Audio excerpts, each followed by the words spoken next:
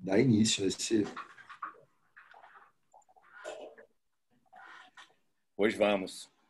Bom, como a gente também não se conhece, eu sugeri que a gente colocasse o nomezinho no chat, de repente falando também do programa, né? Tipo, a gente sabe, Andréia, IEB. Boa. Belinha, prazer, Belinha. Acho que todo mundo se conhece, mas tem gente aqui também do IEB que tá no Amazonas, né? Tem uma Sátia que está recém-chegada, Marcelão, de Lábrea, para a gente poder se E aí, conhecer. Maria? Boa, Andréia. Todo mundo puder colocar no chat aí, já fica uma listinha de presença também, que a gente pode, sei lá, para, né? Para depois, né? Vai dar o certificado, a gente quer o certificado. Certificado, isso vai ser um curso, meu irmão. Boa. Está no currículo. Está como atividade, né? Deixa eu botar o meu aqui e a gente dá início. Bonito, tá recheado esse trem. Tá lindo. E aí, Patinha, meu filho, tudo bem?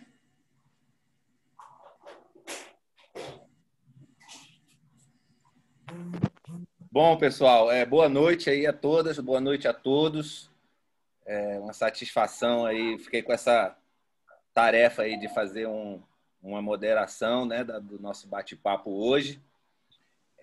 Explicar um pouquinho os objetivos aqui desse nosso encontro, né, bem rapidamente, para a gente ir para o que interessa, que é escutar aí as falas da Maria José e do Dom. Bom, hoje o ISPN está inaugurando uma coisa que nós denominamos de diálogos ecossociais, diante de tudo isso que a gente está passando, né? Mais uma tentativa, uma estratégia de buscar aproximações nesse momento tão difícil e uma aproximação na qual a gente não precisa ter tantos compromissos de trabalho, mas um compromisso para a gente debater de forma livre, espontânea, temas que são importantes para a atuação, para nossas respectivas atuações, né? Dentro desse grande campo aí chamado de ecossocial ou ecossocialismo, né, Dom? Foi só para te provocar, só para conversar provocando. Ou socioambientalismo, né? Mas a gente começar a debater temáticas que fazem parte do nosso cotidiano profissional e pessoal, né? Porque são escolhas que a gente fez, né, na vida que nos trouxeram aqui onde estamos, né? E ao pensar em iniciar esses diálogos ecossociais, eu já especificamente para a nossa turma do ISPN, vocês receberam, né, a proposta, estamos aguardando aí novas propostas de diálogos, né, que a gente pode fazer sempre assim, de forma caseira, mas pode fazer externamente também, né, aproximar de parceiros, enfim, é uma forma livre da gente promover debates, né, interessantes. E resolvemos, nas conversas internas, inaugurar os diálogos ecossociais, também aproveitando os 30 anos do ISPN, com um debate de duas figuras muito pioneiras nesse campo que chamamos, né, do socioambiental ou do ecossocial, que é o Dom Sawyer e a Maria José Gontijo. Além as instituições são próximas, todos nós vamos escutar isso, são próximas não só na história, digamos assim, uma historiografia clássica da instituição, né? Mas são próximas também em muitos compromissos, né? Nós temos compromissos assim muito semelhantes de valorização da pluralidade, da diversidade cultural, do desenvolvimento sustentável, né? Dos temas caros à sustentabilidade ambiental e de respeito aos direitos de povos locais, povos indígenas, comunidades tradicionais, esse diálogo intenso, né? Cada um com o seu perfil de atuação, mas nós temos essa dimensão muito em comum. Então, a gente decidiu convidar esse parceiro tão precioso, de longa data, né, que é o IEB, para a gente inaugurar essa série de diálogos. Então, em nome do ISPN, assim, eu agradeço enormemente, né, o aceite do convite do IEB. Isso muito a gente abre com muita classe os diálogos ecossociais nesse formato que a gente concebeu junto com vocês. Então, um abraço a todos os colegas parceiros do IEB, do escritório de Humaitá, do escritório de Belém, do escritório de Brasília, e também uma saudação e um abraço com muita saudade aos colegas do ISPN, do escritório de Brasília, do escritório do Maranhão. E eu, antes de passar a palavra para os nossos palestrantes, os nossos conversadores, eu queria que a Andréa Bavaresco falasse um minutinho, desse uma boa noite aí, em nome do IEB, desse uma boa noite para a galera. E, na sequência, o Fábio Vasco desse também dar uma boa noite para a galera, e aí a gente inicia. Eu ainda tenho o último recadinho para dar, mas vai ser bem mais rápido do que esse primeiro. Andréa. Beleza. Obrigada, Zig. Boa noite a todas e a todos, companheiros, amigos de longa data. Queria primeiro dar um parabéns enorme ao ISPN. Quase emocionante, porque o Dom esteve em toda a minha trajetória profissional, né? Acho que ele me conheceu, eu tinha 22 anos, entrando no CTI, 20 anos atrás, exatos 20 anos atrás, e o ISPN esteve na minha vida profissional durante todo esse percurso, né? É uma organização que mora no meu coração, que eu acho muito séria, muito especial, e que é uma heroína aí na defesa do Cerrado brasileiro. Então, primeiro, parabéns, ISPN, na figura do Dom, do João, que são amigos também da vida toda. Eu acho essa ideia, né, incrível. E, assim, eu só dizer que para quem está chegando nas instituições, tanto no IEB quanto no ISPN, escutar, né, figuras como o Dom e a Maria, contar causo, né? Na verdade é isso, é contar causo, contar história é super importante para a gente não deixar a história morrer, né? A gente está dando continuidade à história, né? Não que eles não estejam ainda com a gente, né? Mas assim, a gente tem um legado e uma responsabilidade gigantesca, que é dar continuidade ao legado desses dois gigantes, que para mim são dois gigantes, o Dom e a Maria. E a gente do IEB fica muito feliz de poder inaugurar e participar dessas comemorações com vocês. Então, uma boa noite para todos, uma saudade gigantesca de vocês. Em breve a gente vai estar junto presencialmente de novo, inclusive trabalhando juntos.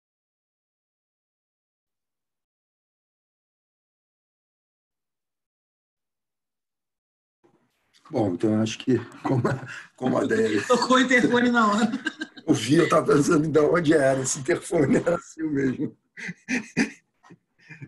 Mas eu vou também falar, não quero deixar logo o Dom e a Maria José começarem logo, e só agradecer a todo mundo, né, que está aqui presente, mas principalmente o Dom e a Maria José, e dizer que, como a gente estava conversando aqui no comecinho, quando a gente entrou, estava só eu e a Maria José batendo papo, eu acho que pode ser esse formato, essa conversa, pode ser muito legal para eles que já processaram, né, já viveram as coisas das ONGs há tantos anos atrás e já processaram isso, né, vão falar um pouco. E o pessoal mais novo que está entrando agora, ou mesmo os mais velhos, como eu, né, que já estou na estrada há muito tempo, mas talvez alguma parte essas histórias não tenham ouvido, é muito agradável, muito gostoso. Então, agradecer a todo mundo, principalmente o Dom e a Maria José, e dizer que tomara que todos os diálogos ecossociais que a gente vai fazer sejam com pessoas como o Dom e a Maria José, que vão certamente conseguir falar coisas legais para a gente. Vai lá, João. Obrigado, André. Obrigado, Fábio. Só uma última historinha para passar a fala de verdade. Um pouco dessa ideia também surgiu de um papo que nós tivemos há muito tempo atrás, muito antes de imaginarmos pandemia, na casa da Vera Olinda, regados a muitos vinhos, a muitos vinhos mesmo. Por isso que hoje estou, inclusive, celebrando com vocês com um vinhozinho.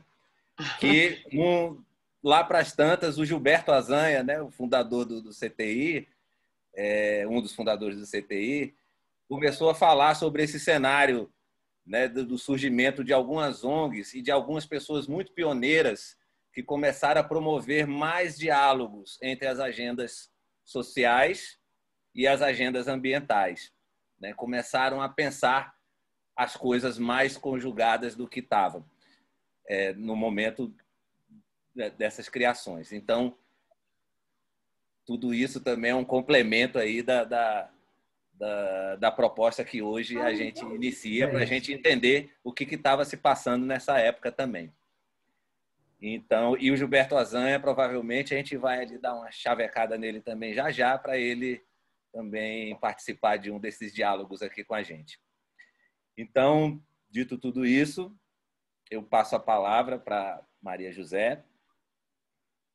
Fique à vontade, Maria José, para iniciar sua fala, sem restrições de tempo, inclusive. Na realidade, eu vou só cumprimentar as pessoas, né? Porque eu acho que o anfitrião aqui é o nosso amigo Don, né? Afinal de contas, quem está fazendo 30 anos de instituição são vocês, né? Então, é uma grande honra para mim ter sido convidada para estar nesse palco, né? Vamos dizer assim, né? Com o Don, né? O Don é uma figura absolutamente importante na minha vida pessoal, né? A gente esteve muito próximo durante a criação do IEB, né? Inclusive, hoje eu estava tentando recordar quando foi que o IEB, né? Que nem era IEB, na realidade nós éramos um programa chamado SUNY, ADC Training Program, e nós nos mudamos para o ISPN em 1995. Ficávamos numa salinha bem pequenininha, ali na 202, e nem conta bancária a gente tinha, né? Então, o Don, muito gentilmente, nos emprestou uma conta bancária também do ISPN, né? Então, ou seja, o que eu posso dizer nessa abertura é que se o Don não estivesse ali, naquele momento, para nos recepcionar e para nos acolher, né? Possivelmente o IEB nem teria nascido, né? Então, é uma honra enorme, né, estar aqui para dividir aí algumas dessas histórias com ele, né? Eu vou tentar pensar que ele está aqui do meu lado e eu estou conversando com ele. Ele tem uma memória uma memória fenomenal, né? Então, eu acho que ele talvez se lembre de muito mais coisas do que eu me lembre, né? Mas, enfim, eu prefiro deixar que ele comece aí um pouco a falar sobre a história dele, né? Que está ligada definitivamente também à história do ISPN e também do IEB, né? Vamos dizer assim.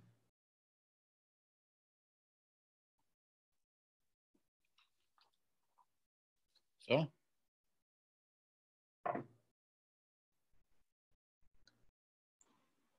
Dom? Obrigado. Então, em primeiro lugar, boa noite a todos e a todos nesta ordem. É um grande prazer ter algum contato, ainda que virtual, que nesses tempos está tão difícil. Já se foi muito tempo. Tem gente até do ESPN agora que não conhece. A Raiz eu estou vendo agora pela primeira vez. Eu fui no ESPN ontem, fui hoje, mas não tem quase ninguém. Muito, e faz tempo que estava querendo ir no EB, mas também ainda não fui. Quem sabe o Luciano buscou um livro que eu estava querendo, da Mônica. E, então, o João tinha mandado, eu perguntei, mas qual é o conteúdo? Ele mandou uma lista de 4 perguntas que eu vou tentar responder pelo menos rapidamente, mas levando um pouco mais de tempo, porque bom, eu tenho memória, eu tinha, já estou perdendo um pouco, né? Mas não acredito, Don. A memória é recente. Antigamente não Tá tem bom. problema, não. Então, estou ficando velho, mas talvez às vezes eu acho que é discful de tanto lugar que já morei, trabalhei, tanta aula que já dei, tanta gente que já conheci, interagindo ao longo agora de 5 décadas no Brasil. Então, invertendo um pouco para falar primeiro da minha trajetória, para depois falar do contexto, dos sonhos e do nosso papel no cenário atual e futuro. Devo esclarecer, em primeiro lugar, também que eu estou falando no meu nome, não necessariamente da instituição. Falei não para ecossocialismo, acho que não convém, mas tudo, se alguém quiser, tudo bem. Só não queria confundir as coisas e acho que temos que ter certos cuidados, especialmente no momento atual. Sobre a minha trajetória, quase fui mineiro também, viu, Marizé? Podia ter nascido em Coronel Fabriciano, mas onde meus pais estavam, mas eu só vim ao Brasil em 1968, com 21 anos de idade.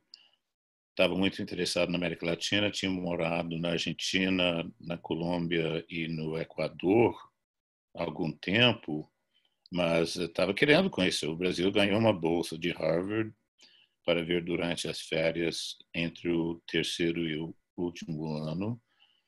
Fiz uma tese sobre a Belém Brasil, fiquei encantado com o Brasil e estou aqui até hoje. Mas ao me formar, eu pedi para entrar no Corpo da Paz, o Peace Corps, e trabalhar, morar em Porongatu, em Goiás, ao longo da Belém Brasília. Tinha sido aceito para voltar para Harvard para o doutorado. Pensei em fazer a pesquisa de doutorado sobre a Transamazônica, mas vi que não era tão interessante assim. Fui morar em Capitão Poço, no nordeste do Pará, para estudar colonização espontânea, como se chamava na época, já casado com um brasileiro que conheci em Harvard. Fomos convidados para dar aula e fazer pesquisa no Centro de Desenvolvimento e Planejamento Regional, CEDEPLAR, da Universidade Federal de Minas Gerais, em Belo Horizonte. Montamos o primeiro doutorado em demografia na América Latina. Mas também naquela época, curiosamente, Belo Horizonte era o melhor lugar do mundo para fazer pesquisa sobre a Amazônia. Tinha financiamento da Sudã e de diversas outras fontes.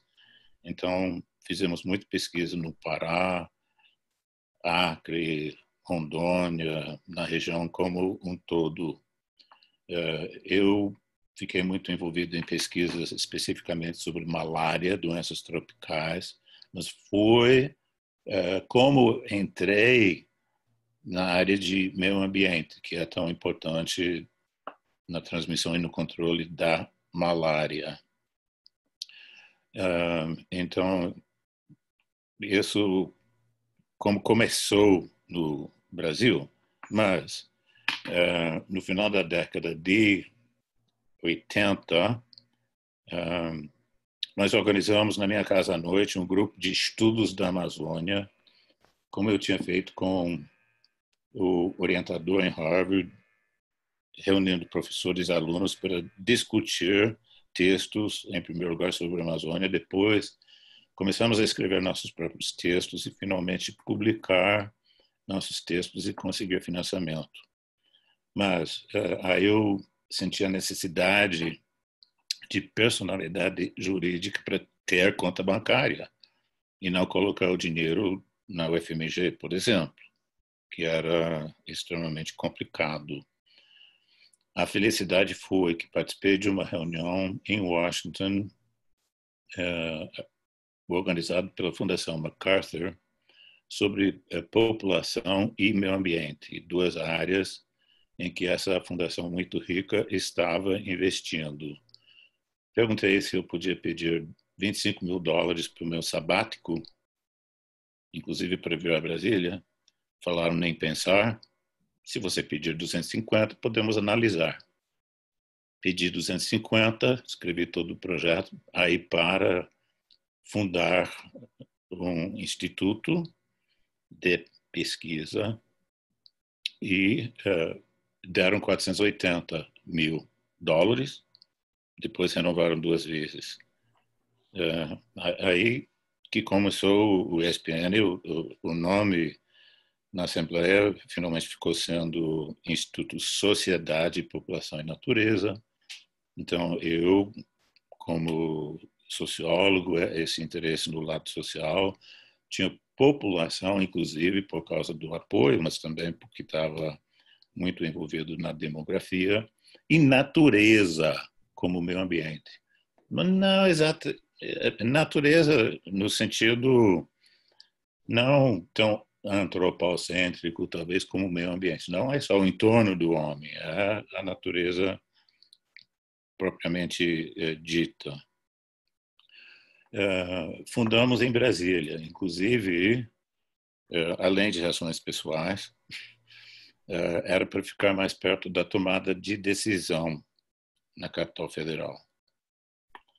Então, aí que surgiu, em abril de 1990, o ESPN, junto com diversas outras pessoas, inclusive algumas que vieram de Brasília.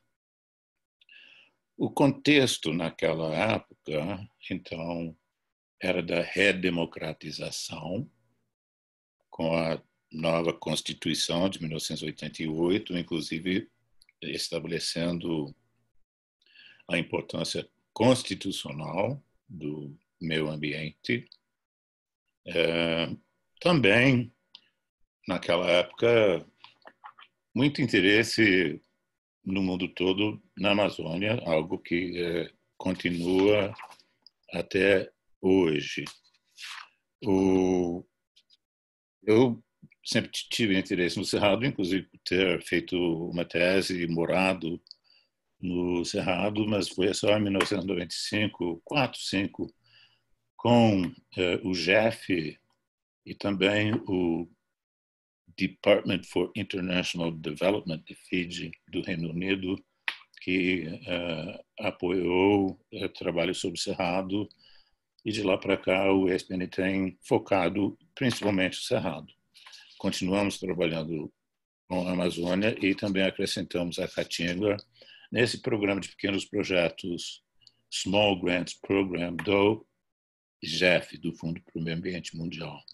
Nós chamamos de pequenos projetos em vez de pequenas donações, como no resto da América Latina, porque não consideramos como caridade. Tinha que ter um projeto mesmo. Esse programa nos deu a oportunidade e a obrigação de trabalhar de perto com inúmeras comunidades locais no Cerrado como um todo e atualmente ampliando para Caatinga e para o arco do desmatamento na Amazônia. Mas é um conhecimento da realidade no interior do Brasil que é algo raro na capital federal ou nas grandes cidades, nas universidades, etc. Achamos muito importante esse contato com a realidade local. Em termos institucionais, eu queria mencionar que sempre priorizamos a qualidade do trabalho e a sustentabilidade em vez do crescimento. Mas eu, então, fico muito feliz quando vejo resultados como, não que seja nossa responsabilidade, mas que ajudamos, por exemplo, com o IEB, que nasceu lá dentro da subloja da 202 Norte. Isso. O B é um motivo Sala 105. de satisfação. Sala 105. Isso, sala 105. Originalmente tínhamos mais salas, até que o aluguel ficou caro demais e mudamos em 2013, se não me engano, para 707,9. Sobre o futuro, então, eu vou comentar muito rapidamente, porque depois acho que são assuntos que podemos retomar. Então, a Amazônia é importantíssima, mas queremos insistir, acabamos de escrever toda uma coisa sobre crítica à savanização da Amazônia. Não é só a Amazônia, o Cerrado também é importante em muitos sentidos, em termos ecológicos, também em termos econômicos e sociais. E a forma de manter o Cerrado em pé é diferente, talvez, da Amazônia, em paisagens com comunidades locais, paisagens complexas, sustentáveis, com escala suficiente para manter as funções ecológicas, especialmente os ciclos hidrológicos, as chuvas, né? Não é só questão de temperatura, mas as chuvas que são tão importantes para a região, mas também para regiões mais ao sul, inclusive países vizinhos ao sul. E praticamente ninguém presta atenção nisso, mas depende do uso da terra no Cerrado, então temos que manter a metade do Cerrado em pé.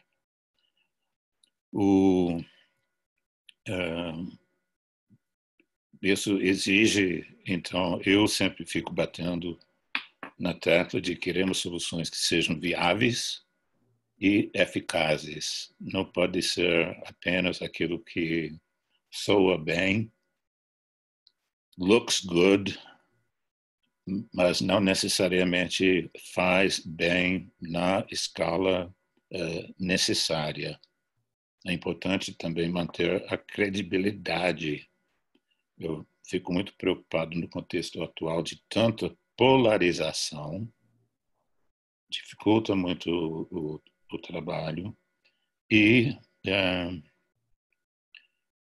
também temos que levar em conta a nova realidade de que as ONGs são cada vez mais uma espécie ameaçada de extinção.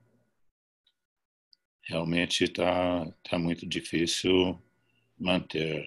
Felizmente o SPN tem conseguido, o IEB também, mas tem muitas organizações da sociedade civil que estão sucumbindo, que não conseguem sobreviver nesta realidade atual, nacional, internacional, política, econômica e assim por diante. Então, desculpe, me estendi bastante, mas queria levantar alguns pontos para troca de ideias com todos vocês. Obrigado. Deixa eu pegar uma água. Dá para bater palma virtual? Tem um negocinho aqui, reações. Ai, gente, que deprê esse mundo que tem que fazer reação virtual. Também tem razão. Eu já me empolguei aqui.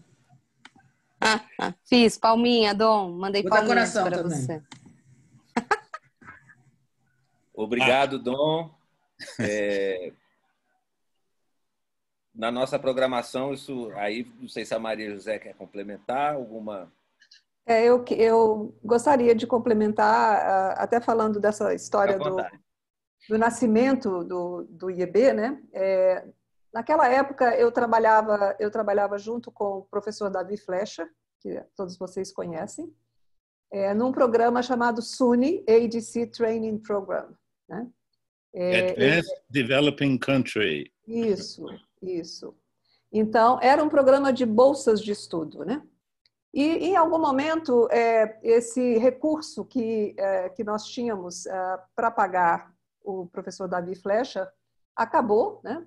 E aí, eu, que estava ali mais próximo, acabei ficando na direção desse programa, né?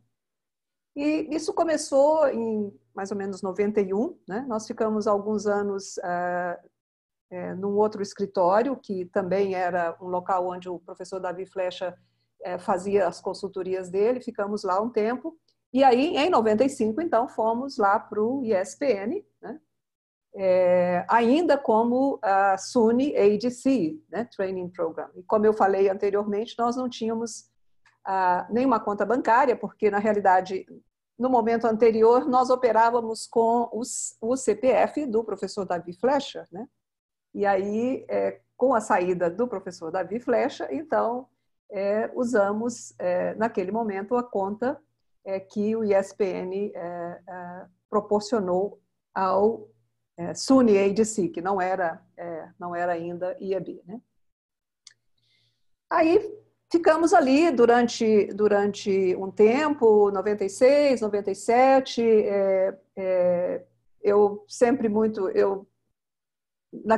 até aquele momento, né, eu não era uma pessoa militante da área ambiental. Na realidade, nós fazíamos bolsa em várias temáticas, né? Então, né, eu tinha muito apreço por aquele trabalho, sempre muito, né, aquela coisa meio gestora ali, muito, né, muito certinha, né? E de uma hora para outra, o Alzaide começou a questionar que a SUNY não estava oferecendo contrapartida para o programa, e eles gostariam, né, de ter alguma contrapartida nos próximos anos do programa, né? SUNY, na realidade, SUNY, a Universidade do Estado de Nova York, né, ela não estava, né, uma organização também muito grande, e não estava assim tão interessada, já que era um programa pequeno, aquele programa que vinha para o Brasil, ela não estava assim muito interessada em captar recursos ou colocar recursos próprios dentro do programa de meio ambiente, que nessa época já era só meio ambiente, porque ele foi se transformando ao longo do tempo, né? Então, começamos a dialogar, eu e Dom, né, nessa tentativa da gente fazer uma organização brasileira, né? E então Dom foi uma das pessoas que também nos ajudou no nosso estatuto. Era um estatutozinho bem simples, de 2 folhinhas, né? O pessoal da SUNY também ajudou a construir esse estatuto. O Dom, inclusive, esteve, num primeiro momento, como nosso membro de conselho, não sei se o Dom se lembra disso, né? Era um dos nossos conselheiros ali.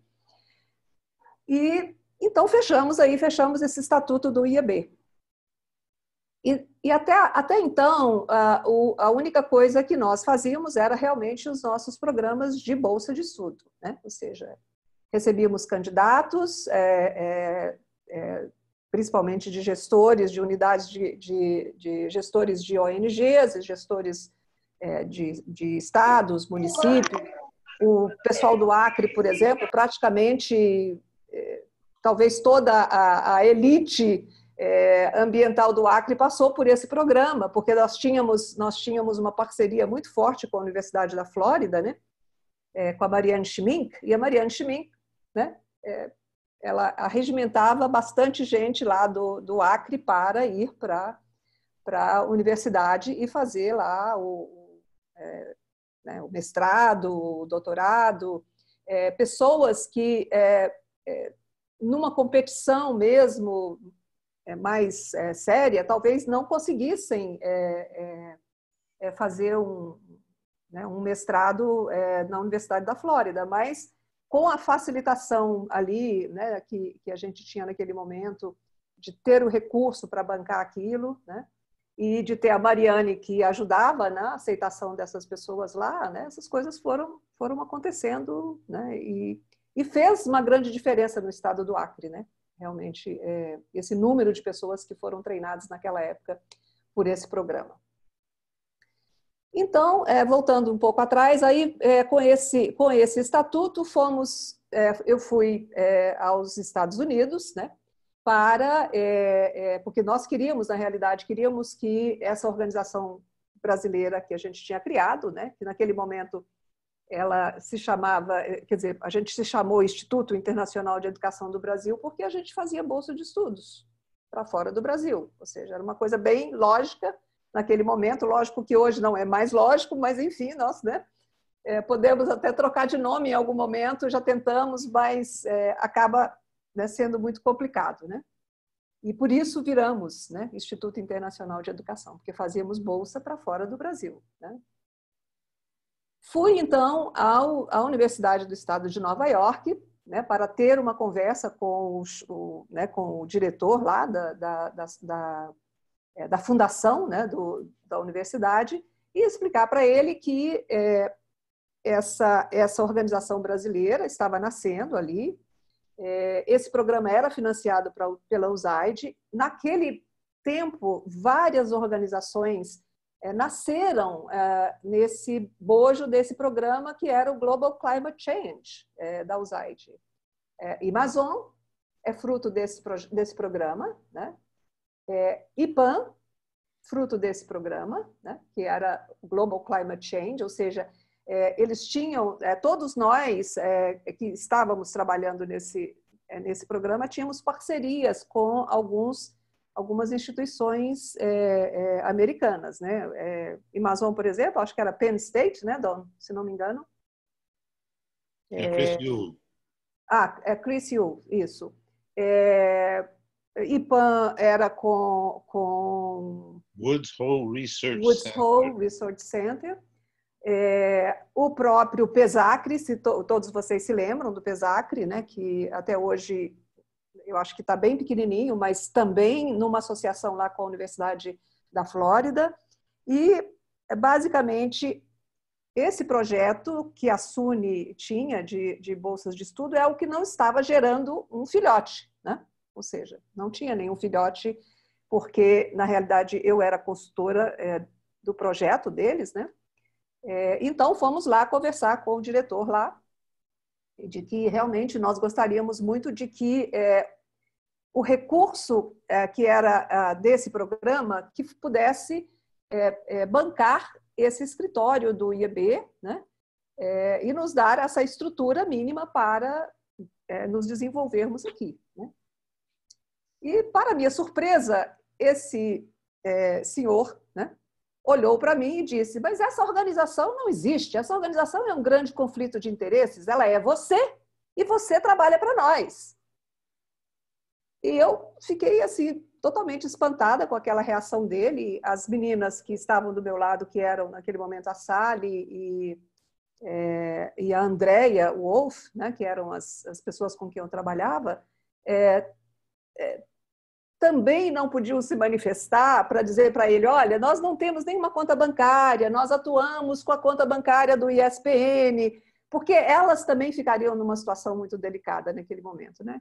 Então, eu fiquei extremamente irritada e ganhei a energia, né, aquela coisa da energia da briga, né? Ganhei a energia para ir em frente e fazer alguma coisa por essa instituição que estava nascendo, né? E falei com elas, inclusive. Falei: olha, eu nunca tive esse tipo de reação. Eu era, né, muito, né, aquela gestora muito certinha ali, fazendo todas as coisas que eu tinha que fazer, as minhas obrigações. Mas, nesse momento, eu vou fazer tudo que estiver ao meu alcance para que essa instituição viva, né? E voltei para casa, né? Voltei lá para o ISPN e falei com o dono: olha, o negócio agora é briga, né? Eu preciso tirar todos os meus conflitos de interesse em relação à SUNY e essa instituição. E aí comecei a me movimentar, né? Naquela época, o nosso recurso estava vindo de um projeto junto com o WWF, e os nossos amigos do WWF, então, obrigaram a SUNY, através de um contrato, a prover ao IEB, né, o espaço e o telefone, né? Então, eu já tinha ali possibilidades de fazer o meu trabalho para o IEB, né? Não recebia nenhum centavo, aliás, o IEB não tinha dinheiro. Nesse caso, o Dom foi muito mais sortudo do que nós, porque ele teve $480 mil, né, ali, né? Então, nós não tínhamos nenhum recurso, né? Mas, ao mesmo tempo, tínhamos o espaço para trabalhar, né? Tínhamos o espaço. A Camila já trabalhava comigo nessa época, né? E então começamos a trabalhar meio, né, de uma forma meio suicida, né? Aquela coisa assim de que você tem que escrever projetos e tem que, né, começar a fazer as coisas para que você consiga, né, fazer com que essa instituição se viabilize, né? E aí começamos a fazer os projetos, né? E começamos a ganhar pequenos grants, né? Era sei lá, 220, nem me lembro na época se era Cruzeiro Novo, qualquer coisa assim, mas acho que era Cruzeiro na época, se não me engano. Lembra, Dom? Você que tem uma memória boa?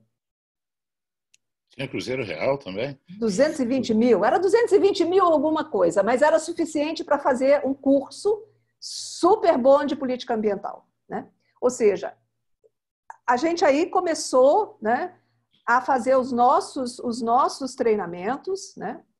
E começamos a criar portfólio dentro do IEB, né? E eu, ao mesmo tempo também, eu sempre fui uma pessoa muito envolvida com gestão mesmo, e não com a militância, né? E a minha preocupação naquele momento era estruturar uma organização que fosse realmente muito profissional, né?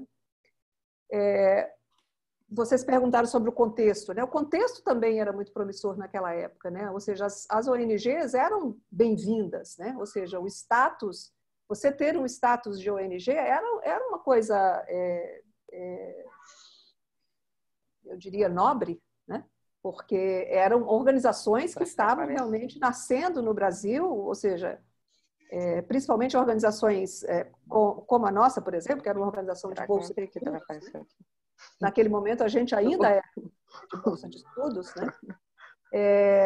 Então era um cenário bem promissor, né? Então não tivemos nenhuma dificuldade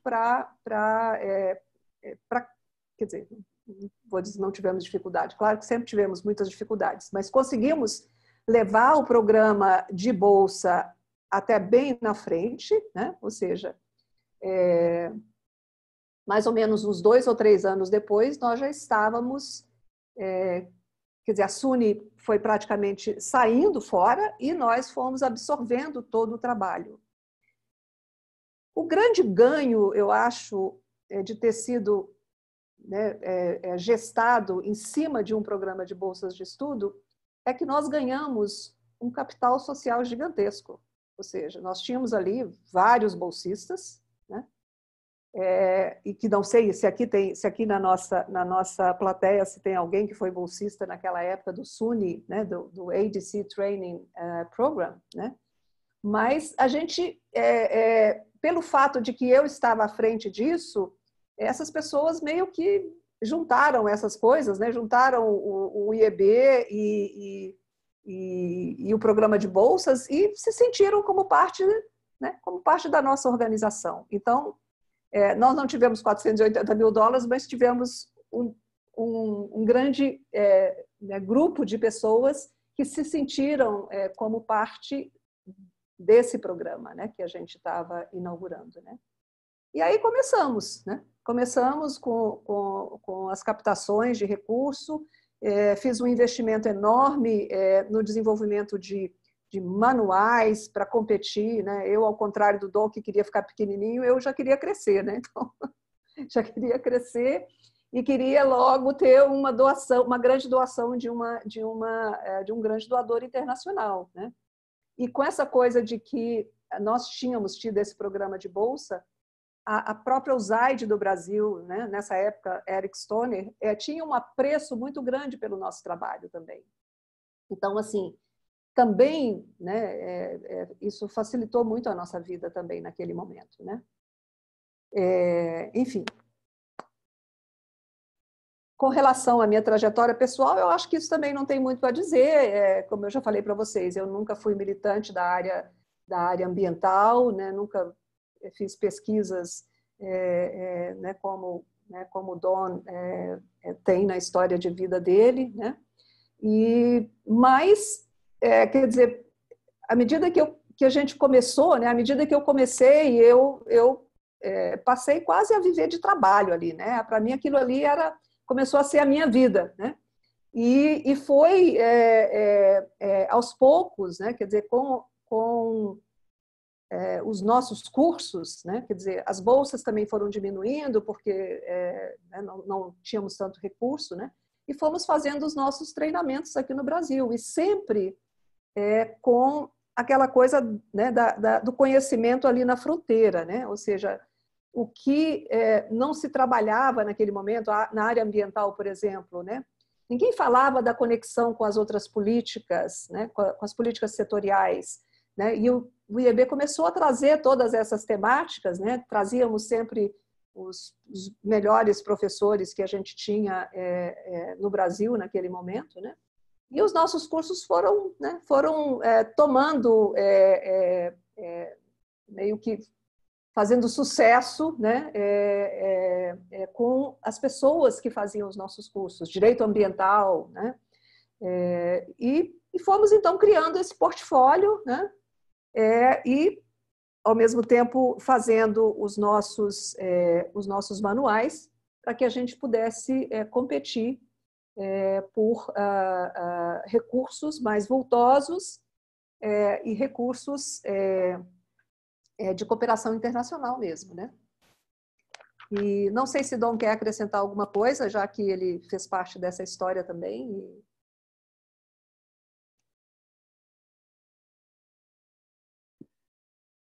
Voltar para o som, tá. Eu gostaria, sim, é muito interessante sua trajetória pessoal e institucional. Eu queria frisar que, embora eu tenha brigado muito com a USAID no passado anterior, sobre controle da natalidade e coisas assim, no final da década de 80 e nos anos 90, o programa GCC, o Global Climate Change, não poderia ter sido melhor. Foi realmente um programa que eu não tinha nada a reclamar, muito antes, pelo contrário. Coordenei diversas reuniões anuais de meio ambiente, fazendo relatórios em inglês e português e tal, mas então o ISPN não recebeu financiamento da USAID, e a USAID para alguns pode parecer, sei lá o que, imperialismo, alguma coisa assim, mas esse programa realmente foi excelente. Queria explicar que, sim, era do conselho do IEB, mas eu saí porque nós queríamos financiar o IEB por meio do GEF, do PPGC, do GEF. PP Ecos. Inclusive, então, eu não terminei a história sobre o PPP, chamamos de Programa de Pequenos Projetos em vez de doações, mas quando o governo inventou parcerias público-privadas, não podíamos concorrer pela sigla, então acrescentamos o adjetivo ecos, de ecossociais, mas também querendo repercussões, sabe? Ecos também nesse sentido mais amplo. E já que estamos numa discussão sobre ecossocialismo, não, mas iniciativas ecossociais, talvez os outros queiram discutir um pouco mais isso, mas achamos que, além de ser realmente a essência do desenvolvimento sustentável, que pode não valer muito como vocabulário, mas é um consenso global impressionante e temos que concordar, acho eu, com a ideia de atender necessidades de presentes e futuras gerações. O meio ambiente não está realmente na definição, o social é a essência disso. E, concretamente, no caso do Cerrado, vemos como sendo a única forma de salvar não só as savanas, SOS, mas também essas funções que são importantes para o Brasil, para o continente e até para o mundo. E que isso, então, finalmente envolve povos e comunidades indígenas e tradicionais, mas, no caso do Cerrado, tem muitos agricultores familiares que são migrantes, podem ser tradicionais, mas as comunidades não necessariamente. Então, queremos sempre buscar impactos amplos e o que está certo, além de ser a única forma de conseguir os resultados que desejamos. Tá. Eu queria fazer um comentário sobre essa questão, né, que o Joãozinho trouxe sobre agendas sociais e agendas ambientais, né? Hoje eu já fico um pouco mais confortável com essa, né, com o fato de que somos socioambientais, né? Mas durante muito tempo nós fomos meio que rejeitados. Essa turma das organizações né, socioambientais, né? Nós éramos rejeitados pelo social, né, pelas organizações sociais, e éramos rejeitadas pelas organizações ambientais. Então, nós ficávamos ali nesse limbo, né? Sem muita... Né? Inclusive, rejeitadas, quando eu digo isso, rejeitadas mesmo. Nós já chegamos a ser rejeitados, por exemplo, para ter... Manuel Amaral, por exemplo, ele tentou uma vez estar, né, num dos conselhos, e não, mas nós não éramos uma organização ambientalista, né? Ou seja, né, estrito sensu. E os sociais também não nos reconheciam, né? Então, eu acho que nesse ponto, Joãozinho, essa coisa caminhou muito, né? Eu acho que depois de vários anos, né, de bater cabeça, né, eu acho que o movimento ambientalista entendeu que ou essas coisas estão juntas ou elas não vão para frente, não vão existir, né? Ou seja, se nós não cuidarmos do social, o ambiental também não vai ter o seu lugar, né? Então, eu acho que as organizações socioambientais hoje têm um espaço infinitamente maior, né, no métier, né, do que tinha naquela época que a gente se estruturou, né? Então, eu acho que isso realmente foi um grande avanço, né? Foi um grande avanço, né? Alguém me perguntou, acho que foi a Bel, se eu sou militante hoje, né? Na realidade, eu sou uma militante bastante diferente, né? Eu não sou daquele tipo de militante que vai para a rua brigar e nem que vai, né, participar de qualquer tipo de movimento. Mas eu nunca, em todos os financiamentos que o IEB recebeu, eu nunca deixei de fazer tudo aquilo que a gente acreditava no IEB. Ou seja, né, a gente ficava comendo pelas bordas ali, né, tinha que fazer determinada coisa, a gente fazia, mas a gente também fazia o que a gente queria. Então, nesse sentido, eu realmente eu posso dizer que eu sou militante, né? Eu sou militante da área ambiental, mas sou militante principalmente da área social, né? E todo mundo sabe que o mote do IEB é gente, né? Então, para nós, realmente, gente é o que está, né, na raiz daquilo que a gente construiu, né? E se nós não trabalhamos com essas gentes, né, a gente também não estará fazendo a nossa missão, né?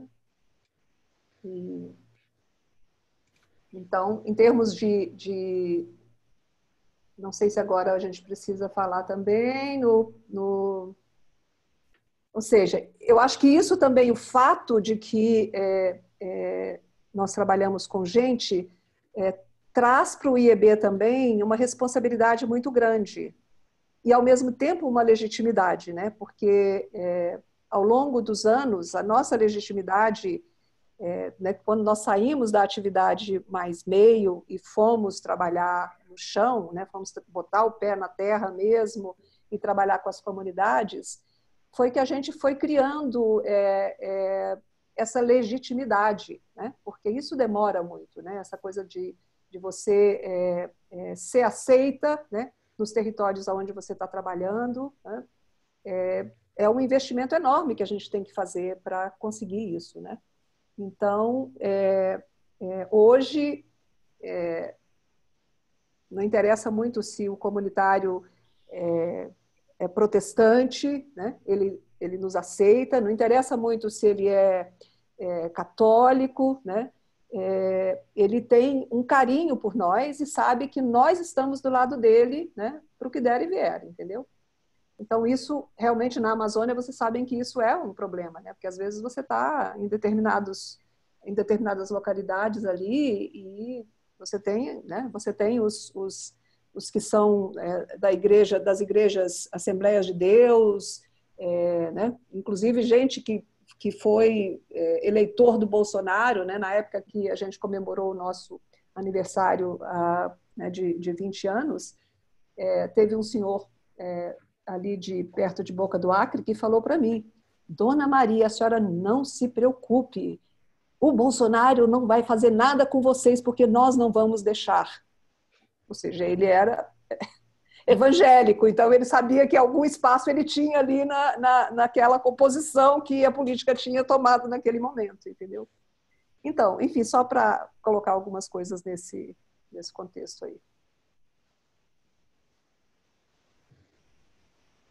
Muito bom, Maria José, muito bom, Dom. Pelos comentários aqui já deu para perceber assim que e esse pioneirismo, né? Esse pioneirismo é realmente uma coisa muito fantástica. E eu acho que as pessoas foram convencidas, né? Que o social e o ambiental não são duas ilhas, né? Mas elas são parte, né, do que a gente constrói aí, né? Antes de eu passar aqui para as perguntas, comentários, né? Eu vou ler 2 comentários aqui específicos, né, do nosso chat. Um é de Edane Acioli, que falou que foi bolsista do IEB no programa Beca em 2005, né? Com a bolsa fez o curso de extensão universitária na Costa Rica sobre metodologias participativas para o desenvolvimento local. E depois de 15 anos é contratada pelo IEB, né? Cadê ela? Dá um tchauzinho aí para nós, que eu não conheço. Edane trabalha com a gente em Belém. Oi, tô por aqui. Em Belém. Isso mesmo, legal. Maria. Só me trouxe lembranças aqui. Legal. E um outro comentário aqui, muita gente elogiando bastante, né, a riqueza das histórias, das memórias. O Fábio comenta aqui que, para além do que Maria José ressaltou, sobre uma certa boa vontade com relação às ONGs, muito diferente do que ocorre hoje, que o financiamento externo tinha uma outra pegada, né? O Brasil era um país onde se queria investir, né? Então, aí tem um monte dizendo aqui, ótimo, lindo, maravilhoso, bom saber disso, um privilégio. E aí, tem um comentário do Ticuna aqui, Fábio. Se você parar o barco no Porto dos Católicos, nem adianta ir falar com os cruzados. É verdade. Inclusive, eu conheci, teve uma época, o Fábio conhece bem essa região, que também, bem antes de mim, foi lá, né? Na aldeia de Umariuaçu, que é coladinho ali em Tabatinga. Teve uma época que a cisão baseada na religião foi bem forte, né? Então ficou o Mariuaçu 1 católico e o Mariuaçu 2 protestante, né?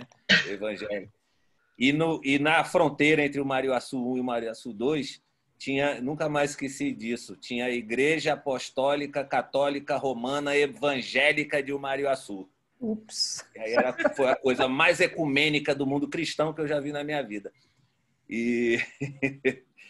Então eu vou passar aqui a palavra para quem quiser fazer alguma pergunta.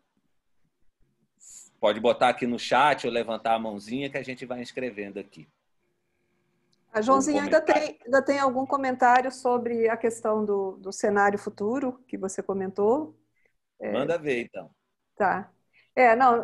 Não sei, eu acho que diferentemente do ISPN, que o Dom já fez a transição, né? Ele já meio que passou o bastão aí para o Fábio, né?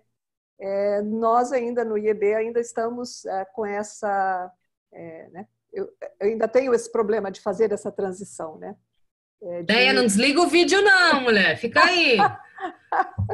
Ainda tenho o problema de fazer essa transição, né? De encontrar um formato onde a gente consiga levar à frente tudo isso que nós construímos, né? é uma organização muito horizontalizada, né, os desafios da gente ter uma instituição democrática, ele é diário, né? Ou seja, a democracia ela é uma coisa que nos pega o tempo todo, né? Ou seja, ter atitudes democráticas todos os dias, né? Não é fácil, né? Não é fácil, ou seja, é uma luta diária mesmo, né? Então, em termos de futuro, eu acho que também como o ISPN, eu não posso prever o que vai acontecer com o financiamento futuro, mas eu acho que sempre terá doadores preocupados com as temáticas com as quais a gente trabalha. Então, ou seja, o IEB saiu praticamente de um doador, que durante muito tempo foi a USAID, né? Para hoje nós temos...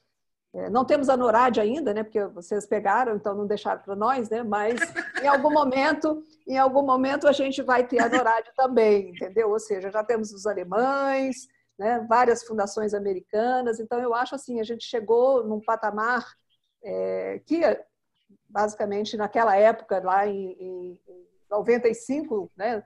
Quando a gente criou o IEB em 98, né? Eu nunca imaginava que a gente fosse chegar aonde a gente chegou, né? Então temos o desafio de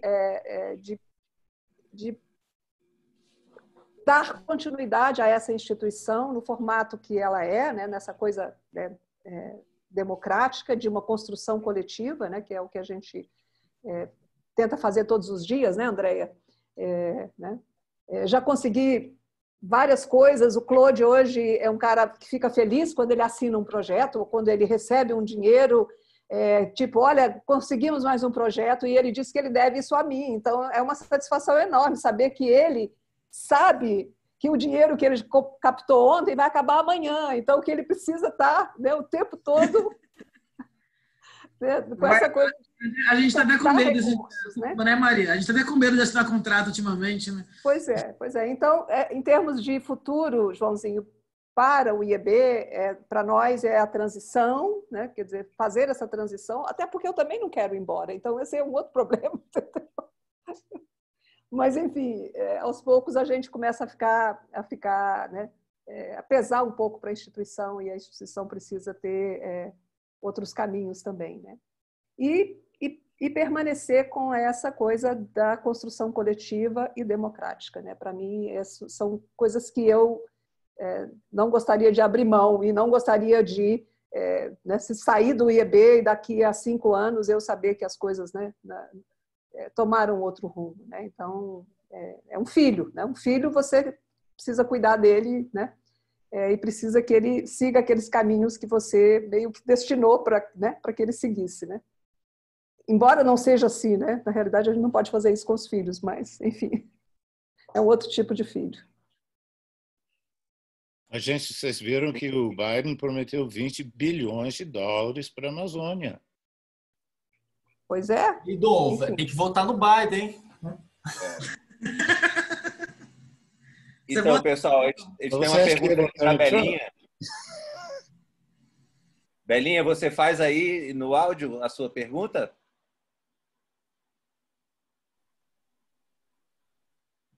Belinha? Oi. Não, eu vou dar uma ensaiada aqui. Fico nervosa também, gente. Fique não. Mas tem me engana que eu gosto, Belinha. Me engana que eu gosto. Gente, vocês não sabem disso. A Maria José já deu uma ensaiada aí em alguns pontos que ela colocou agora, mas isso também vai para o Dom, né? Mas a pergunta é essa, né? Como vocês veem esse presente difícil para o socioambientalismo e um futuro também que parece que vai ser também difícil, né? Um futuro breve aí, eu diria, né? Não tem a gente não tem muita perspectiva de mudança não, né, gente? Não temos. Então, qual seria essa nossa estratégia de sobrevivência, né? Enquanto organização socioambientalista, né? Qual a visão que você tem, Maria José? Qual a visão que você tem, Dom? Assim, né? Vocês que já viveram tantas coisas, né? Viveram a ditadura, né? Com certeza. Então, assim, que vocês veem como caminhos possíveis, né? Enfim, imagino que passe muita coisa por vocês. Eu acho que a gente já está resistindo, né? Nós já estamos resistindo. Sim. Mas eu queria que vocês elaborassem um pouco mais diante da experiência que vocês têm e imagino de tantas coisas que vocês pensam e estão conectando aí. Imagino que a cabecinha de vocês está, né, com várias coisas aí pensando e, enfim, é isso.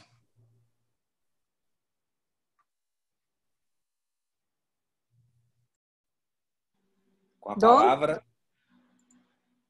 Então tá, realmente sim, eu vivi a ditadura. Foi interessante que eu dava aula sobre o Marx na UFMG sem maiores problemas. Quer dizer, eu deixei de trazer ao Brasil um livro chamado Agricultural Revolution, que era sobre Revolução Verde. O que eu estou querendo dizer é que acho que são duas coisas. Cautela, por exemplo, é por isso que eu não gosto de dizer que fazemos ecossocialismo,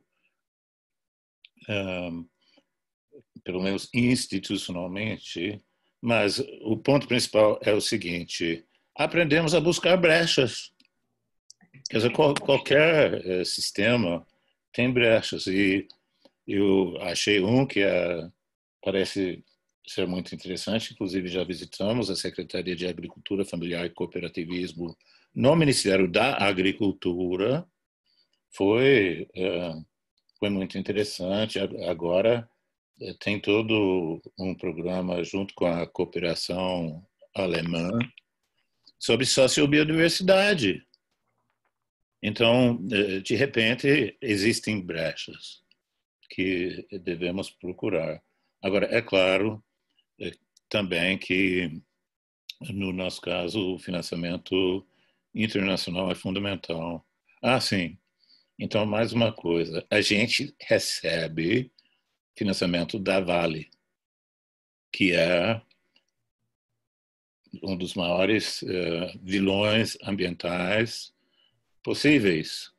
Mas estamos apoiando o trabalho com as comunidades, que é uma obrigação legal da empresa. Achamos que nós podemos fazer isso melhor. Então, a ideia é que me parece importante poder trabalhar com empresas e não apenas com a cooperação internacional, que inclusive está ameaçada. Por exemplo, o Fundo Amazônia sofreu cortes enormes. Nós temos apoio, mas felizmente porque o contrato já tinha sido assinado. Mas senão, não daria. Então, é importante diversificar as fontes de financiamento criteriosamente, mas para sobreviver e para fazer o bem. Eu acho que é isso que estamos fazendo, com recursos de diversas fontes.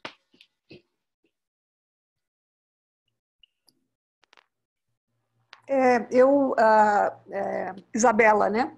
Isabela, eu concordo com o Dom, que eu acho que nós temos que encontrar os caminhos possíveis, né? E não é o enfrentamento. Eu acho que o enfrentamento com esse governo e com esse público que apoia esse governo, o enfrentamento é o pior dos mundos para nós. Então, eu acho que é comer pelas bordas e encontrar as brechas, entendeu? Não tenho nada contra também a gente trabalhar com dinheiro de empresa. Eu acho que o purismo ele não pega muito bem no socioambiental, né? Ou seja, o que importa é o que nós estamos fazendo com o recurso, né? Então, se o dinheiro vier da Vale, trabalhamos também com o Fundo Vale, Dona, quase 10 anos, né? Eles praticamente substituiu o recurso que nós tínhamos da USAID, né? Foi, né, naquele momento, trazido pelo Fundo Vale, e pudemos continuar, né? E fizemos um trabalho muito bom com o dinheiro deles, né? Então, eu Eu acho que a gente, se fôssemos só ambientalistas, né, Joãozinho, a gente ia ter que, né, não podemos aceitar dinheiro nem da Noruega, porque o dinheiro da Noruega vem de onde? Vem do petróleo, né? Então, né? Ou seja, Sim. Não cabe esse tipo de coisa, né? E então eu acho que realmente nós vamos ter aí, hoje, nesse momento, eu acredito que nós vamos ter esse governo pelo menos por mais uns 6 anos, né? Porque certamente ele será reeleito, né? Não tenho muitas dúvidas disso, a não ser que aconteça coisas bastante diferentes que a gente não tem ideia nesse momento, né? E acho que o enfrentamento ele é para o público, ele é para os indígenas, né? Que podem fazer esse enfrentamento, que têm a legitimidade para fazer esse enfrentamento, né?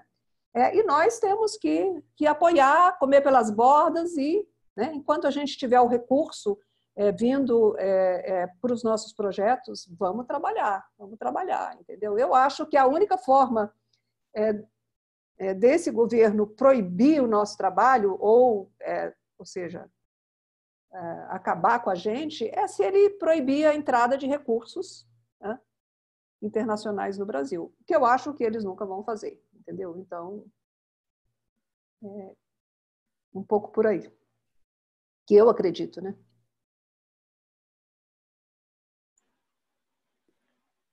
Isso.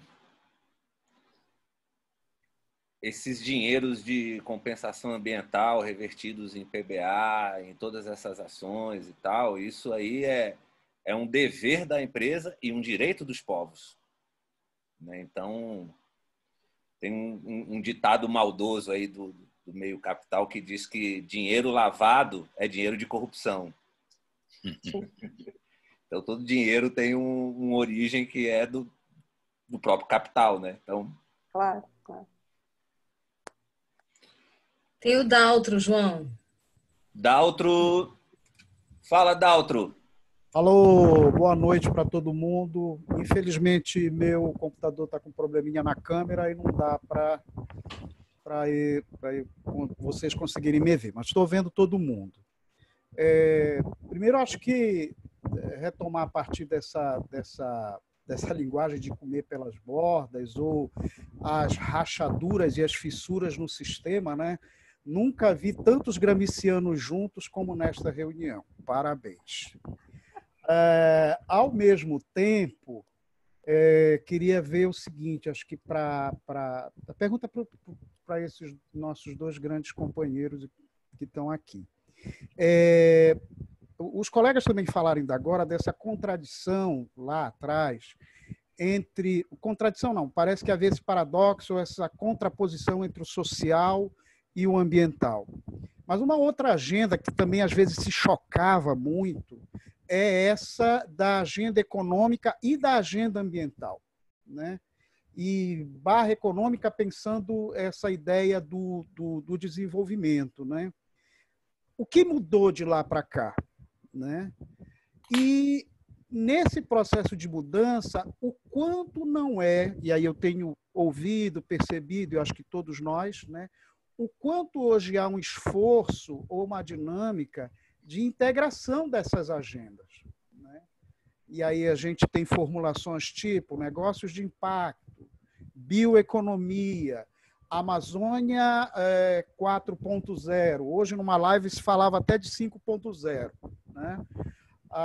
Então, temos aí uma oportunidade, temos aí um cenário que se abre para continuar avançando em melhoria de qualidade de vida, garantia de direitos, garantia de territórios, né? Na medida em que atividades econômicas podem, sim, a partir das populações locais, ser instrumento de garantia dos seus territórios. Porque a violação aos territórios passa justamente por atividades econômicas, mineração, né? A questão da infraestrutura, e por que não também as atividades econômicas a partir desses agentes, desses atores locais, ser um mecanismo, um instrumento, uma ferramenta de garantia dos seus territórios, de garantia desses espaços de construção de vida. Então, assim, retomando, como é que vocês viram, se teve essa transição, como é que ela se deu, como é que isso impactou, dinamizou as nossas duas organizações, e se nós temos aí um cenário que talvez possa ser essa fissura no sistema. Câmbio! É que eu comece? Ah, Juliana?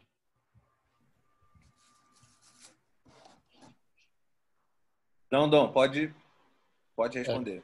Tá, não sei se sou otimista, mas eu acho que eu sou realista. Quer dizer, quanto à agenda econômica, inclusive conflitos sobre territórios e tal, dá para produzir muito mais na área já desmatada com desmatamento zero. Inclusive, não só é possível, como é a única forma de manter as funções ecológicas que são vitais para a economia. Então, eu não vejo tanta contradição. Me parece possível compatibilizar a intensificação, maior produtividade dentro das áreas já desmatadas, que tem produtividade baixa ou vergonhosa, no caso da pecuária extensiva, com muita terra degradada. Então, que isso é possível. Outro ponto. Quando eu visitei Galápagos, em 1987, a lição que aprendi, aí eu percebi, conservação custa dinheiro. E mesmo o ecossocialismo, se quiser, tem um custo. Quer dizer, é importante, as comunidades, inclusive indígenas, a meu ver, precisam de dinheiro.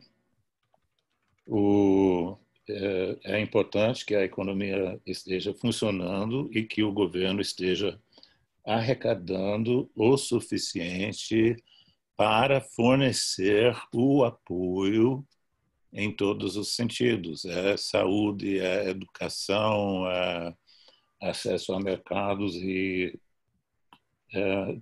todos os programas sociais, em geral, que custam dinheiro, dependem da economia. Sobre a bioeconomia, realmente, recentemente, ficou muito na moda.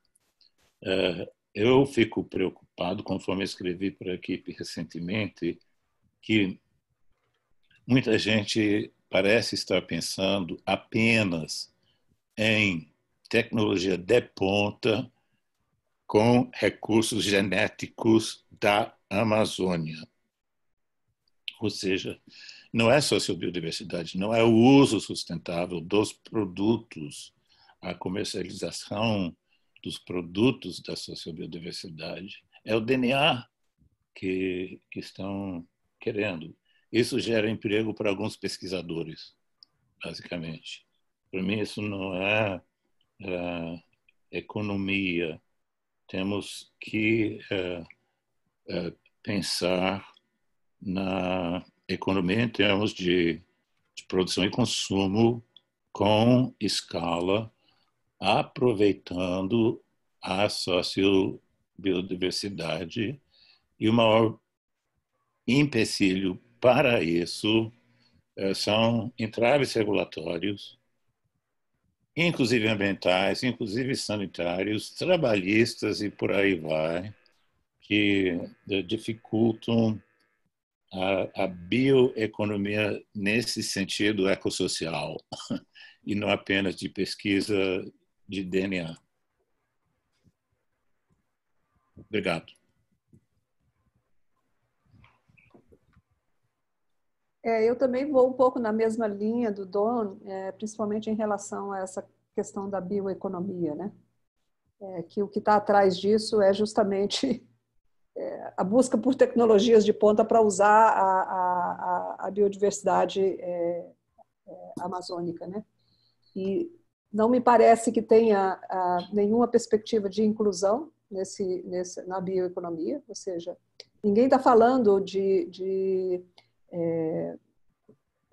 dos castanheiros, né? Em melhorar a vida dos castanheiros, em melhorar a vida de quem colhe o açaí, em melhorar a vida de quem faz manejo florestal comunitário de madeira, né? Então, assim, eu acho que o que a gente pode ter são uma série de empresas que vêm para explorar, né? Explorar a biodiversidade da Amazônia, né? Mas não trazer inclusividade para as populações locais nessas atividades. Então, eu não acho que a gente vai conseguir caminhar por aí, Daltro. Infelizmente. Eu sei que, por exemplo, todo mundo sabe que hoje a Bolívia é o maior exportador de castanha, né? Mas o tipo de negócio, né, dos bolivianos não é um negócio inclusivo, né? Lá um dinheirinho lá para a comunidade, né, para coletar, para comprar, ou seja, não é um trabalho realmente que traz benefícios para as comunidades. São pagamento de salário ali para aquelas pessoas, né? E eu acho que não era isso que a gente devia estar atrás, né? Juliana, pode abrir o seu áudio e fazer sua pergunta. Já? Bom, Dom, Maria José, né? Seus lindos brancos, deixando esse legado para a gente, de duas organizações que têm a universidade na base da sua história, né? Seja com programas de bolsas, né? Com pesquisadores. O Dom sempre foi muito insistente nisso, né? Precisamos trazer estudantes para dentro do ISPN, mas já há um tempo isso um pouco um segundo plano, né? Com essa crise que a gente tem nas universidades agora, né? Como vocês veem, assim, se é estratégico para a gente, qual que seria o nosso papel, a gente poder estar criando, né? Assim, os recursos humanos que vão estar também segurando os nossos legados daqui 20, 30, 40 anos.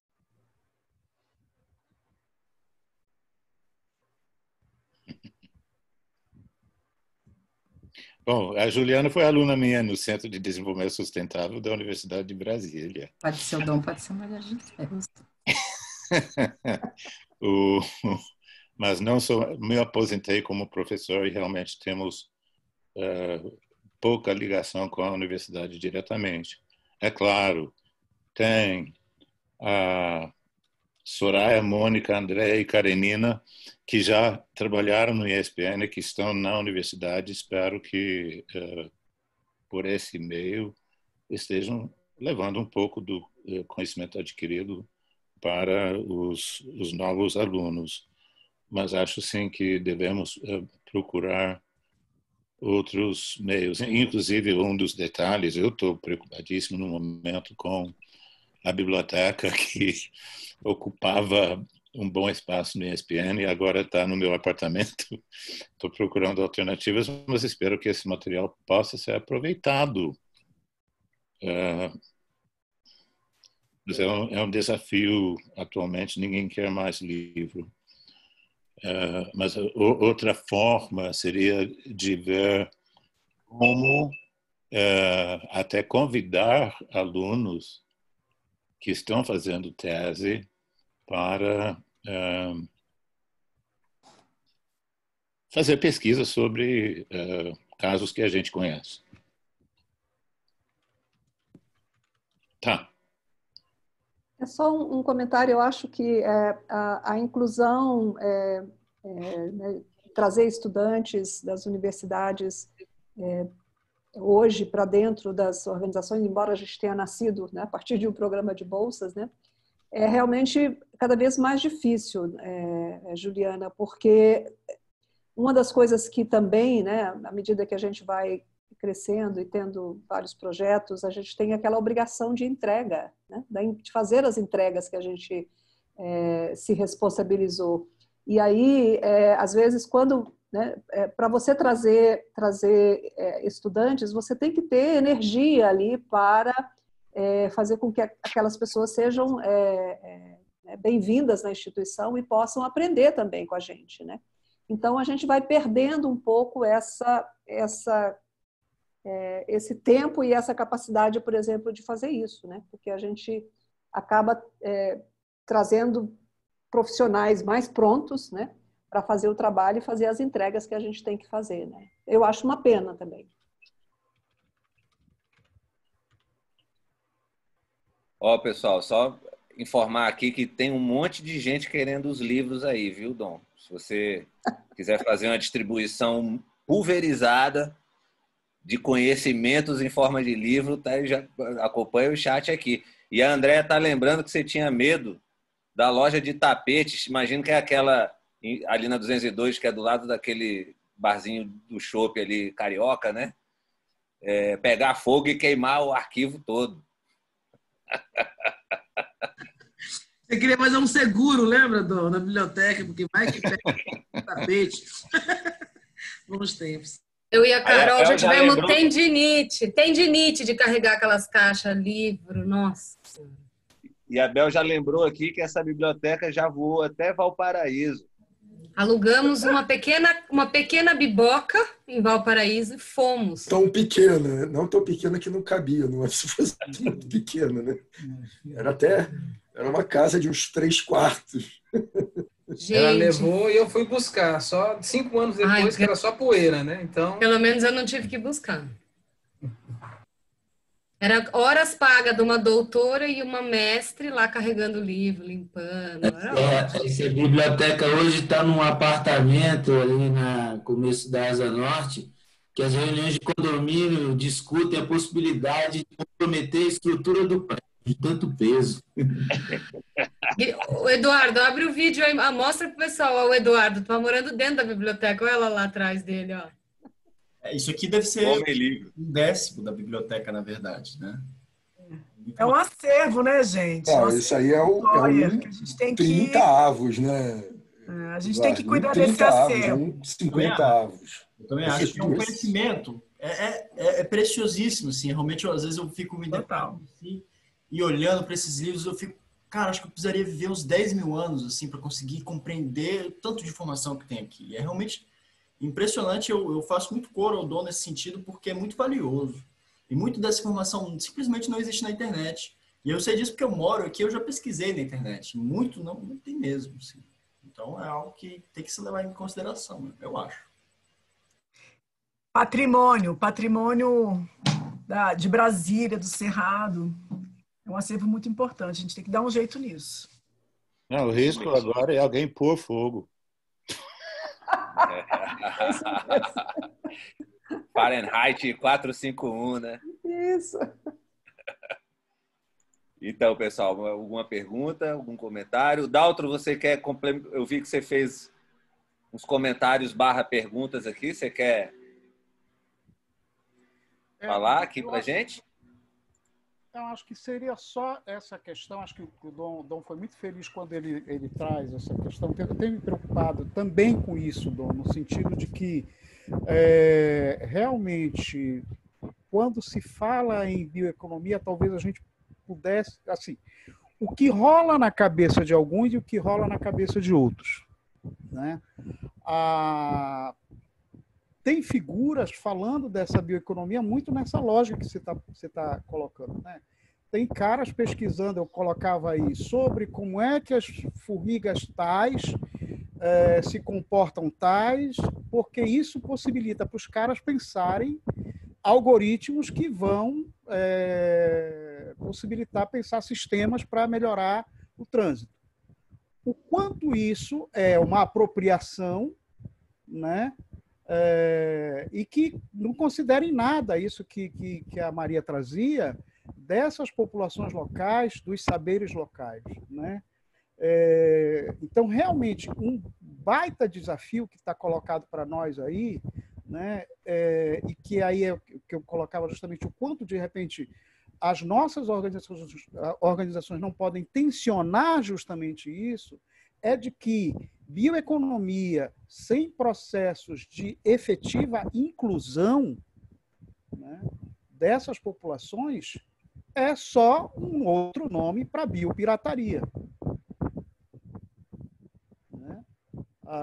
Então, a gente talvez esteja aí um mote ou um tom interessante para as nossas ações, para as nossas iniciativas, né? Nesse sentido de não a priori rejeitar, e aí ainda reconhecendo que às vezes vira modinha, como a turma diz, né? Mas não a priori rejeitar, mas o quanto nós temos condições de tensionar, né? E tensionar no sentido de trazer algo que qualifica o debate, mas qualifica a partir de um determinado olhar e de um determinado interesse. E esse olhar e esse interesse é dos povos indígenas, são dos agroextrativistas, são das comunidades quilombolas, né? São dos ribeirinhos. Eu acho que essa seria uma grande contribuição que nós poderíamos trazer para esse debate. Né? Câmbio! Gostaria de acrescentar a isso, Daltro, sim, mas nós, eu acho que devemos incluir a academia, que para ser convincente mesmo, quer dizer, tem gente que despreza a ciência, mas para muitos a ciência é importante. Então, eu, por exemplo, escrevi muito sobre o Cerrado, mas em primeiro lugar, citando muita bibliografia técnica e científica, mas também seria importante envolver cientistas que tenham credibilidade e autoridade para falar, que não é só o que o Dom está palpitando, o que alguma outra pessoa, o grupo está dizendo. Seria importante ter, quando possível, o respaldo técnico e científico. Não é fácil, não é fácil. Mas, se possível, acho que ajudaria a causa. A Bel pediu uma complementação aqui também. Eu acho que... Oi, estão me ouvindo aí? Sim. Sim. Internet carroça da Vivo não recomendo. Não, que eu acho que, Daltro, além de tensionar, a gente podia avaliar a possibilidade de se apropriar desse termo, porque é o que a gente vem fazendo com as cadeias da sociobio, é o que a gente vem fazendo com a economia da floresta, ou seja lá, ou com o uso sustentável do Cerrado em Pé. Então, a gente tem sempre os nossos termos sendo apropriados pelo outro lado. Quem sabe dessa vez a gente não pega e se apropria.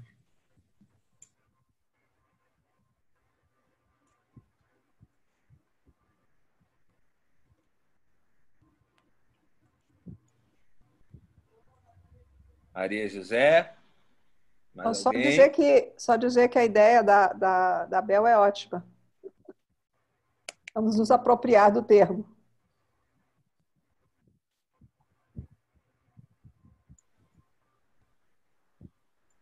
Eu tenho uma pergunta. Quem? Eu, Edu. Vai, Edu. A gente vive um momento não só de mudanças de paradigmas, né? Acho que o mundo inteiro está vivendo isso. Mas eu queria saber, assim, fazer essa pergunta, esse questionamento, assim, de como vocês veem o papel da comunicação de massa, assim, em específico das redes sociais, da internet, né? Como é que esse mundo, esse universo da internet chega e interage, né, com as pautas socioambientais, né? Também com as pautas políticas. Eu queria saber um pouco o que vocês pensam com relação a isso.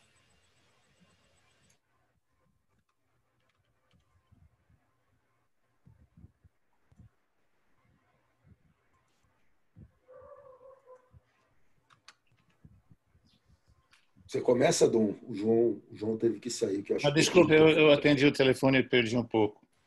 Não, então, eu quero saber como é que vocês veem o papel da internet. Porque uma coisa que eu vejo é que tô tendo toda essa visão da história e tendo em mente que hoje em dia o sócio e o ambiental e o eco e o social já se é algo que é mais tido como normal e como necessário.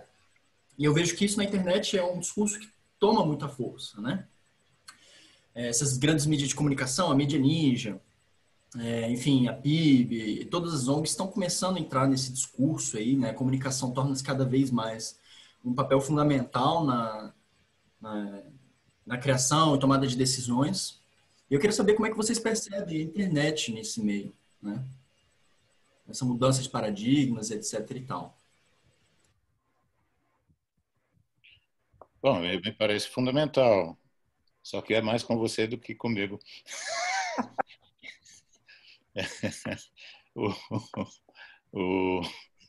Não, realmente é importantíssimo, sem dúvida. Eu só acho que papel é real, não apenas virtual. Fico com algum receio de não ter as coisas registradas no papel, que é para sempre e não vai ser apagado ou perdido de alguma forma. Mas realmente é extremamente importante. Mas também outro motivo, eu estava distraído porque eu estava pensando, para nos apropriar da bioeconomia, vamos chamar de sociobioeconomia. Tá? Como você quiser, eu topo.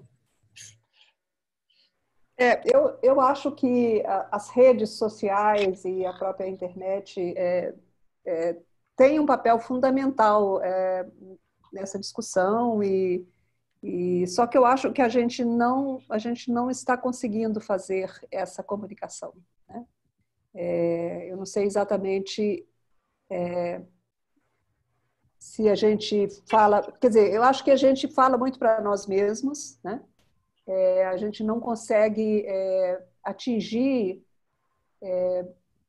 ou seja, as pessoas estão cada vez mais incrédulas com relação às coisas que a gente fala, né? Como se a gente estivesse falando para, sei lá, falando para ninguém, né? Então fica parecendo que só quem entende e acredita naquilo que a gente fala são os nossos pares, né? Então eu acho que a gente precisaria de alguma forma de achar um formato, né, de fazer essa comunicação que a gente tivesse realmente algum alcance, né? Porque nós precisamos pregar para os incrédulos, não é para nós mesmos, né?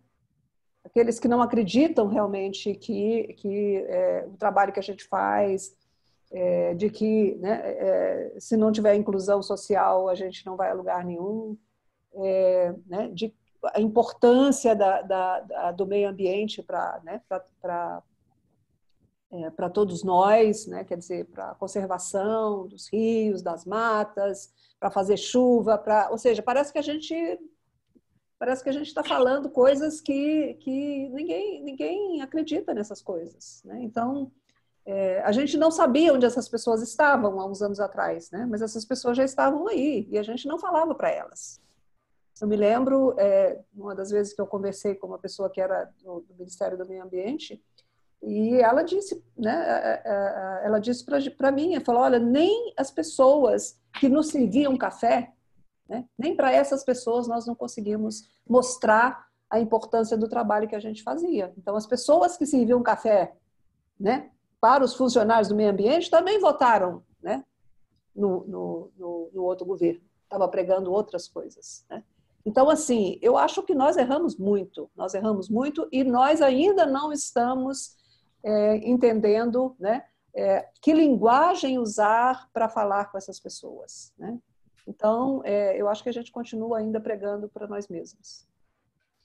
Eu gostaria de reforçar e muito o que você disse, Maria José, e acrescentando, quer dizer, você falou de disso, mas não podemos apenas pregar para os convertidos.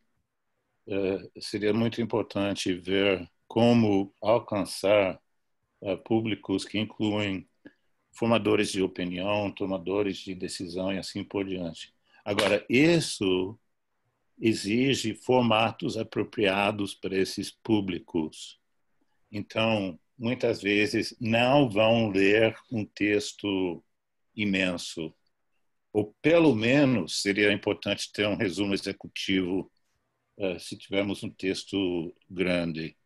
Outro comentário crítico, estava falando da academia, mas eu estou chocado com o volume de publicações atualmente. Eu recebo constantemente livros de centenas de páginas com tudo quanto é trabalho supostamente científico. Agora, não dou conta de monitorar a produção acadêmica, porque todo mundo é obrigado a publicar, então publica qualquer coisa. Então, não sei exatamente qual a solução, mas me sinto sufocado, atolado, tanto com a produção científica, quanto também, que é outro problema, o número de mensagens que recebo diariamente pelos diversos meios. Não sei como resolver isso, mas, enfim, seria muito importante achar os meios de comunicação mais adequados e que não é fácil nesse contexto atual. Bom, pessoal, a gente já está aqui 10 para as 9, né? Estamos indo aí para a nossa reta final a inauguração dos diálogos ecossociais. Se alguém tiver mais alguma ultimazinha pergunta, faz aí rapidinho, para a gente ir para as palavras finais dos nossos conversadores, dialogadores, e fazer o encerramento aqui do nosso encontro. Se alguém tiver mais alguma pergunta aí rapidinho, levanta a mãozinha, bota no chat. Posso seguir, então?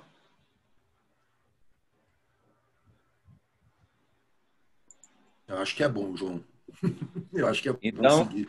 O pessoal já está cansado, com fome. Tá certo. Então, as palavras finais aí, eu vou deixar vocês à vontade, quem quiser começar, de despedida, e depois a gente faz o encerramento e vamos jantar. Bom, eu gostaria de agradecer todo o esforço do João, dos outros do ESPN, que contribuíram para esta organização, e especialmente todos os colegas do IEB, nesse primeiro passo naquilo que espero ser um processo interessante e produtivo daqui para frente. Eu só gostaria de... Bom, eu fiquei um pouco pé atrás inicialmente, porque acho que tem algumas questões delicadas, mas pelo menos hoje não foi um problema. Alguns pontos a gente talvez tenha que ver para poder abrir isso para um público mais amplo. E só finalmente eu gostaria de esclarecer que eu não sou mais diretor nem nada do ESPN, quer dizer, eu sou assessor sênior. Eu continuo envolvido, mas o Fábio, como coordenador executivo, e toda essa equipe tem tocado de uma forma extremamente competente todo esse trabalho, inclusive mantendo a instituição nesses tempos difíceis e com boas perspectivas para o futuro. Então, parabéns e obrigado a todos vocês. Eu queria agradecer o convite de vocês, celebrar o ISPN, né? Fico contente de que o ISPN tem, né, 30 anos, porque foi através, né, dessa ajuda do ISPN que a gente nasceu, né? Então, que bom que o ISPN é mais velho que o IEB. E eu acho que você, Don, você pode não estar mais na direção, mas a sua figura, né, você nunca vai deixar de ser ligado ao ISPN, né? Isso é como se a gente estava brincando aqui, coisa de filho, né? Porque essas organizações, eu tenho certeza que eu tive um papel super grande no nascimento do IEB. E você, não só no nascimento do ISPN, mas também na manutenção dessa instituição que teve muitos altos e baixos, né? Então, você esteve sempre ali do lado, fazendo com que a instituição continuasse, né? Muitas vezes colocando a mão no seu próprio dinheiro para pagar as contas do ISPN. Então, ninguém que fez isso por uma instituição vai poder se livrar dela, né, Fábio? Você vai ter sempre que estar ali, né? E é a sua cara, não tem muito como você se livrar disso, né? Não dá para fugir, né? Não dá para fugir. E eu acho que o fato de que essa instituição que você ajudou a criar, ela está tão bem na mão, né, do Fábio e dessa equipe toda, é maravilhoso, né? Maravilhoso, porque tudo isso, o que a gente quer daquilo que a gente ajudou a criar é que isso tenha continuidade, né? Se morrer com a gente, não valeu a pena, né? Então, eu acho que vocês estão de parabéns e né, foi uma delícia compartilhar esse momento com vocês aqui. E eu também não me senti acuada, viu, Don? De forma alguma. Eu acho que foi uma delícia falar sobre tudo isso. E a gente não, né, como você falou, né, nos próximos pode ser diferente, mas hoje foi uma conversa entre gente amiga, né, e parceira, né, e foi muito gostoso. Eu adorei estar aqui com vocês. Aliás, Viu, Mary? Não doeu. Tem tempos que eu não te vejo, Dona. A gente precisava se encontrar, né? Por exemplo, para comer seu peru. Lembra dos seus perus? Os perus do Dom são assim, absolutamente famosos. Mas... Ação de graças, né? Eu não sabia disso. Pois ele faz um peru que tá chegando agora em novembro. É peru mesmo, é aquele glu-glu-glu, não é ouro, viu, gente? Não é. Eu conheço o morrito. O morrito é bom pra caramba também. Então, assim, né, se a gente tivesse algum dia que celebrar, viu, Fábio, seria com os perus que o Dom faz. Vamos fazer uma aglomeração, né, Dom? Você sempre no Peru. Sei que a gente tiver a vacina, Belinha. Pois é. Belinha, não dá ideia que eles aceitam. Eu adoro, mas eu adoro isso. Você sabe disso. Eu sei, Belinha, que você adora, não precisa falar. Parabéns para você, então, pela iniciativa. Eu não falou nos perus que eu faço. Isso. Perus que o Dom faz. Grande celebração. Eu queria Tchau, pessoal. Só para dizer que depois do Fábio e essa equipe, o fundo Donald Sawyer, FDS, acabou, está extinto. Uau, que bom. E para esclarecer também que eu não estou falando em nome da instituição, estou falando como DS e não como ESPN necessariamente. Para não comprometer. Tá certo, Dom. Eu achando que FDS era fim de semana. Mas, pessoal, para você ver os avanços, né? Se esse fundo acabou, é porque não precisa mais dele. Então, isso exatamente, sim. É ótimo, isso é maravilhoso, né? Estamos ficando sustentáveis. Isso. Sim. Mas então, pessoal, vamos aí caminhar para nosso encerramento. O papo assim foi absolutamente rico, né? É até difícil fazer um resumo mesmo. Não vou ousar a fazer isso, porque está tudo fresquinho nas nossas mentes. Mas gostaria só de ressaltar um pontinho desses, que eu acho que pode ser um recado bacana aqui para todos nós, que eu acho que a batalha e essa resiliência que vocês tiveram para fundar essas instituições e para ir pautando essa agenda, como a Maria José falou, como o Dom falou, de que eram rejeitados tanto de um lado como do outro. E esse foi um processo lento, gradual, sistemático, de muito trabalho, de convencimento que esse era o caminho certo. Talvez agora, o nosso desafio, o nosso grande desafio, seja também pular esse degrau para pregar para os não convertidos ainda.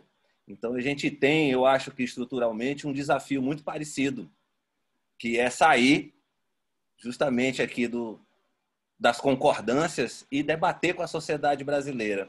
Debater francamente com a sociedade brasileira tudo isso que nós estamos fazendo e tantas outras organizações da sociedade civil estão fazendo também, e cientistas também, e tantas outras atores e instituições nesse caminho. Então, eu acho que é isso. Eu passo aí a palavra para o nosso coordenador executivo. Não, pode fechar você daí. Quando eu propus isso para ele, ele me chamou de burocrata hoje mais cedo. O que é isso? A construção coletiva, ela exige que a gente participe dela, né, Joãozinho? Exatamente. Todos nós temos que participar dela, porque senão... Ou seja, só um fundador não vai adiantar, né? Então, esse que é o grande desafio, né? Manter, continuar essa construção coletiva e todos nós sermos parte dela, porque... né? Não tem alguém aqui captando recursos para os outros trabalharem, né? Ou seja, nós estamos juntos, né? Nessa luta aí, né? Isso. Pois tá bom, meu povo. Bora jantar, meu povo. Muito obrigada. Viu, Maria? Não doeu. Vamos repetir. Foi ótimo. Um beijo para todos e todas. Dom, um grande prazer revê-lo. Obrigada, hein? Tchau, Dom. Beijos. Valeu, IEB, valeu, ISPN. Faltou Botinha, peraí, Botinha. Nesse chat aqui. A gente não pode cantar parabéns para o ISPN? Não seria legal cantar parabéns para o ISPN? Parabéns nos Parabéns a você. Essa data querida, muitas felicidades, muitos anos de vida. Viva o ISPN! Mais 30 e tantos! Longa o ISPN! Grandes parceiros. Gente, boa noite, boa noite. Tchau. Boa noite. Obrigado, viu, Maria? Obrigado demais. Obrigada a você, Joãozinho. Tchau. Obrigado a todos. Tchau, gente. Valeu, Parabéns, Dom. Tchau, Dom. Tchau. Arrasaram, arrasou, Dom. Obrigada, Maria José não fez chover no dia 11 de agosto.